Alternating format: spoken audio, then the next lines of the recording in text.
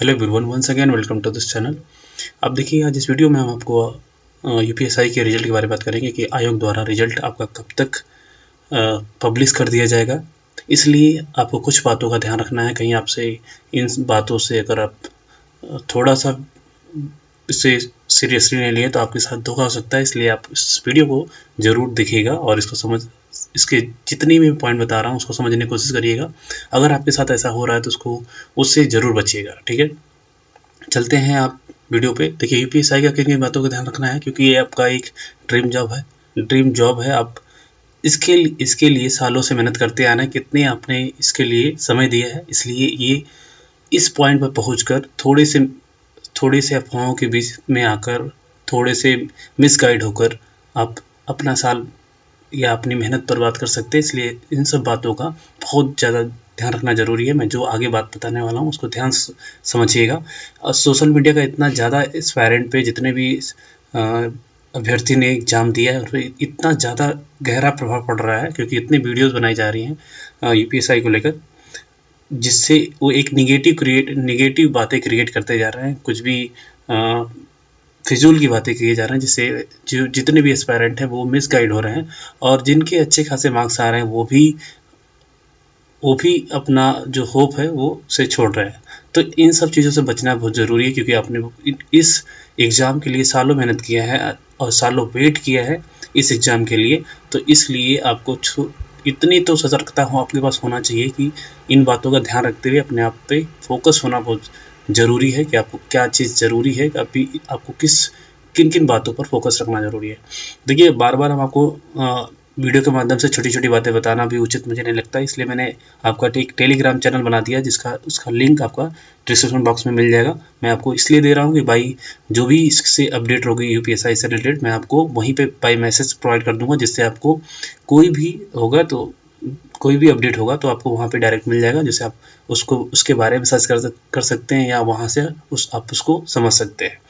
और जो भी कुछ यूपीएसआई या पुलिस से रिलेटेड मैं आपको वहाँ पे इन्फॉर्मेशन देता रहूँगा। ठीक है, और एक और बात है कि हाई कोर्ट, अभी मैं कल की वीडियो में आपको बताया था कि हाई कोर्ट के द्वारा एक नोटिस आयोग को भेजा गया है, जो कि आयोग को अब रिप्लाई करना है। हाई कोर्ट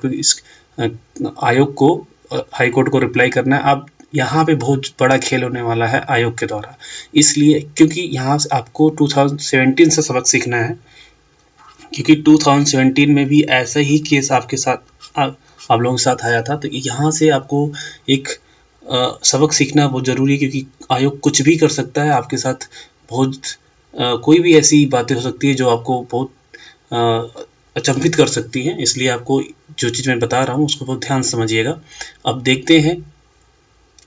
देखिए, अब आयोग, पहली बात तो कुछ स्टेप्स हैं। पहले आपके माइंड में जो निगेटिव बातें हैं वो आप इससे बचे रहिए, इससे बचना बहुत ज़रूरी है। तो बहुत सारे लोग डिमांड कर रहे हैं री एग्ज़ाम के लिए। देखिए, री एग्ज़ाम होना बहुत ज़रूरी, मैं भी समझता हूँ। अगर धांधली हुई तो री एग्ज़ाम या सीबीआई जांच होना बहुत ज़रूरी, क्योंकि एक पोस्ट भी गलत किसी के बिना मेहनत किए किसी के पास जा रहा है तो वो किसी का हक मार रहा है, तो वो सरासर गलत है। मैं उसका कहीं से भी समर्थन नहीं करता हूँ।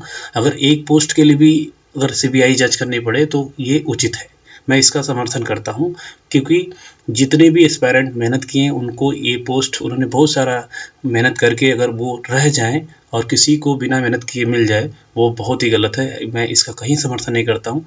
लेकिन आयोग ऐसा नहीं चाहेगी, कभी भी आपको ध्यान रखना है कि आयोग कभी नहीं चाहेगी कि री एग्ज़ाम हो, क्योंकि री एग्ज़ाम कराने में पूरे पैसे आपको, आयोग को पैसा देना पड़ता है, एजेंसी को।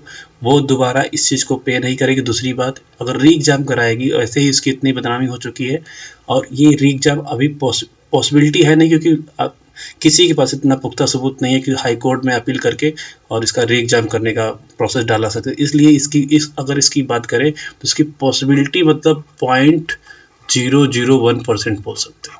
ठीक है, क्योंकि इसका आयोग ऐसे कराने का री एग्ज़ाम कराना चाहिए, करप्शन बहुत हाई लेवल का है। ठीक है, लेकिन आयोग के द्वारा ये परसेंटेज है कि इतना लेस परसेंट है कि वो एग्ज़ाम कराए। हाँ, सीबीआई जांच कराई जा सकती है। अगर ऑनेस्टी दिखाए तो सीबीआई जांच कराना बहुत ज़रूरी है। जो भी कोर्ट कहे वो आप इसको फॉलो करके इसको आराम से इसका इंक्वायरी करा सकती है, और जो भी कुछ मेन में जो हाई मार्क्स ला रहे हैं वो उनको छाटा जा सकता है बायोमेट्रिक या मार्क्स के अनुसार। ठीक है, अब देखिए आयोग जो है गवर्नमेंट के अनुसार चलिए 2017 के जो आपका यूपीएसआई का पेपर हुआ था उसमें भी यही ऐसा ही कंडीशन आके फंसा हुआ था।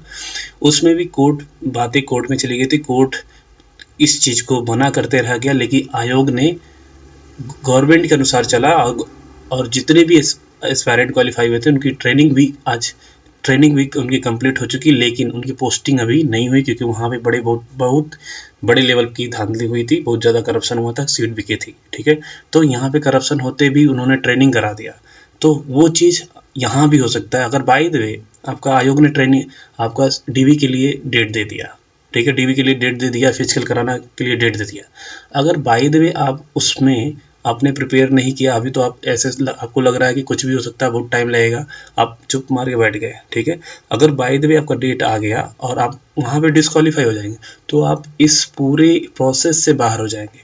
इसलिए आपको कुछ भी होता है, चाहे हाई कोर्ट का बात कुछ भी चले, आयोग कुछ भी करे, लेकिन आपको हर चीज़ में क्वालिफाइड रहना है। तो आपको अपने से वेल प्रिपेयर्ड रहना है, इसलिए आपको अच्छे से अपनी तैयारी पर फोकस करते हुए चलना है।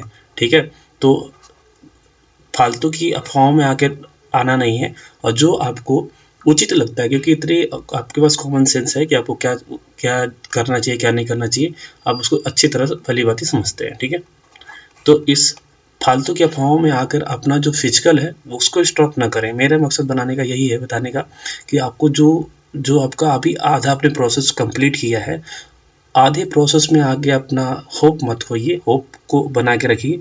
जितने भी मार्क्स आ रहा है, आप मार्क्स देखिए, अगर फिजिकल के लिए आपका मार्क्स आ गया, अपने एग्जाम दे दिया, फिजिकल के लिए वेट कर रहे हैं, अगर फिजिकल के लिए आप वेट कर रहे हैं, बाय द वे आपका फिजिकल नहीं भी आता है, एटलीस्ट आपका हेल्थ तो अच्छा हो रहा है, एटलीस्ट आपको पॉजिटिव होके जितने भी अगर बॉर्डर पे हैं, तो इसका मतलब नहीं कि हम आपका रिजल्ट आएगा तभी आप दौड़ेंगे। हो सकता है आपसे रनिंग उस समय आप ना कर पाएँ सही से, या आपको लगे कि प्रैक्टिस की काफ़ी कुछ दिनों की प्रैक्टिस की ज़रूरत थी, अगर हम किए होते तो ऐसा हो जाता, तो इसलिए ऐसी चीज़ों से बचें। ठीक है, क्योंकि फिजिकल एक स्टेमिना की बात होती है, वो टाइम लेता है आपको पकड़ बनाने में। ठीक है, और तीसरी बात ये है कि नोटिस जो मैंने बताया कि हाई कोर्ट के द्वारा भेजा गया, अब जो आयोग है वो रिप्लाई करेगा, किसको? हाई कोर्ट को रिप्लाई करेगा। रिप्लाई करते ही अगर उसने कोर्ट को ये साबित कर दिया कि यहाँ पे सब चीज़ सही है, तुरंत वो रिजल्ट पब्लिश कर देगा। रिजल्ट पब्लिश करेगा, तुरंत डॉक्यूमेंट डीवी कराएगा, डीवी के बाद तुरंत आपको पेड करा देगा। जब तक दूसरी याचिका या हाई कोर्ट के लिए अपील करेंगे स्टूडेंट, तब तक ये सारा प्रोसेस हो जाएगा। और इन सब प्रोसेस कंप्लीट अगर हो गया तो आप कुछ भी करते रह जाएंगे। आप अगर इसमें वीक पड़ गए, इसमें डिस्क्वालीफाई हो गए, इन सब चीज़ों में, फिजिकल में, तो फिर आप पूरी प्रोसेस से हमेशा के लिए बाहर हो जाएंगे। फिर क्या होगा क्या नहीं होगा, फिर जो क्वालिफाइड होंगे वही इस बारे में सोच पाएंगे। ठीक है, तो ऐसी चीज़ों से बचते रहना है आपको इस सब चीज़ों में, क्योंकि जो आपका फिजिकल होता है, फिजिकल आपको बहुत ज़्यादा टाइम लेता है एक स्टेमिना बनाने में, क्योंकि आपको समय के अनुसार, समय के अंदर आपको मतलब फिजिकल आपकी जो रनिंग है वो कंप्लीट करना है, तो आप उसको बनाने में टाइम लगता है।